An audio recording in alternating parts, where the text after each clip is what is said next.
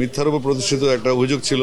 এই রোজার মাসেই মামলাটার সিকোয়েন্স তৈরি হয় এবং রোজার মাসে রায় পেলাম।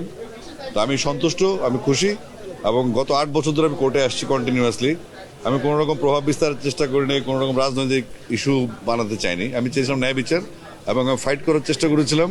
আমার আগের মামলাগুলো আমি ফাইট করেছি, আমি খালাস পেয়েছি। দেখেন, আমি একজন আইনজীবী সন্তান, আমি জন্ম থেকে একজন আইনজীবী সন্তান। তো একজন আইনজীবী সন্তান হিসেবে আমি কোর্টের যে রুলস আছে এগুলো আমি প্রত্যেকটা প্রোটোকলে মেনে চলি, যে কারণে আমি কখনোই কোনো রায়ের পরে কথা বলিনি, আজকেও বলবো না। এবং আপনাদের অনুভূতির জন্য ধন্যবাদ। এবং দীর্ঘ 8টা বছর আমার ফ্যামিলি, আমার ফ্যান্স আর দেশের মানুষ যারা আমাকে ভালোবাসে তার একটু মনোকষ্ট ছিল।